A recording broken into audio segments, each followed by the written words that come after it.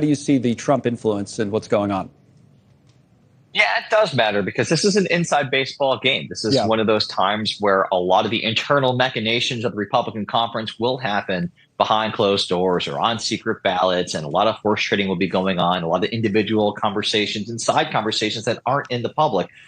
It would be very different if this was a public spectacle. And I think that the Jim Jordan strategy will be to try to nationalize this inside baseball speaker's race to make it a referendum in some ways, that a vote for Jordan is a vote for Trump and a vote against Jordan is a vote against Donald Trump. That's tough to do with these type of things. Again, Steve Scalise has been in leadership for a long time. He has an entire team that is used to this type of inside baseball wheeling and dealing. And so he has a tactical advantage right now. It'll be interesting to see if Jim Jordan's able to really use the Donald Trump endorsement to broaden out this conversation so that it mirrors what you see in kind of that conservative right-wing media sphere. If he's able to do that, he can gain some ground. But that's an uphill climb because, again, this is a lot of inside baseball kind of stuff. It is inside baseball. It's also happening, though, with the backdrop of the presidential race, right, for next year. So let me try to bring that up because one of the things, May, and you know this from working along or working for Donald Trump in some capacity, once he's out there, he can really suck up the oxygen and be the only thing that people are talking about. And, you know, we're largely doing that this week, whether it's a civil trial, whether it's his influence on this race. So let me put up something Nikki Haley, who's one of many running against him, had to say. And I'm quoting Nikki Haley: Democrat leadership brought us this chaos, but we can't beat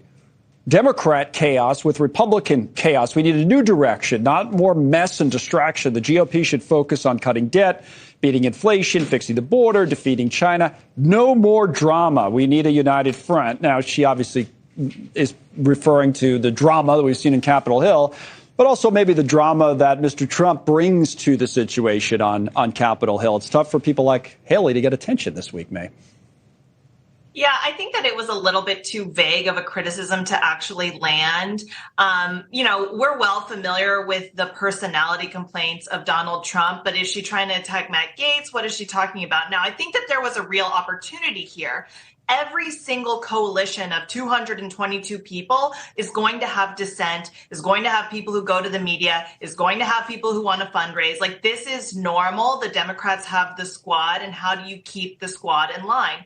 You need a leader at the top who people are scared of, who people respect, who people think that he's going to help fund their race, he's going to tip their race.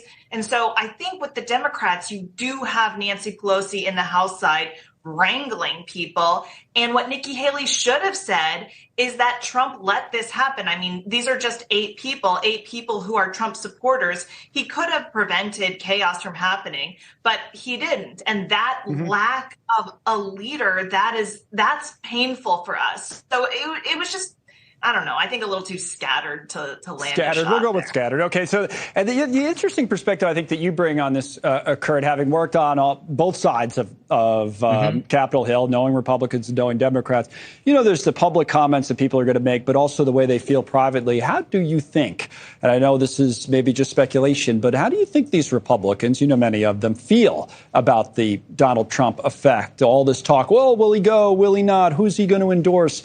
What do they really think about the influence he still seems to have in their party?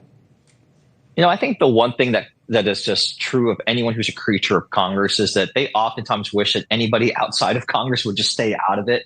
And I think that's really the case with Donald Trump. They're not going to say that publicly, of course, but privately, I guarantee you, they all wish that someone like Trump, who is, as you pointed out, this guy's a one-man walking circus show. Everywhere he goes, the circus follows. They don't really want the circus right now. They're already in enough of a circus after last week. They want to have as little drama as possible. And so Donald Trump's entry or foray into this dynamic is not something that's going to be really welcomed. And again, it's not going to ultimately, I don't think, be determined by what Donald Trump does. The most important thing for most members of Congress in the Republican conference is who can they appoint that's going to give them the best shot to hold their majority next year. That's the one thing that this is an institution about self-interest. So every member who's going to be casting a vote for speaker, what they care about more than anything else is whether Steve Scalise or Jim Jordan gives them the best chance to keep their majority next year. All right.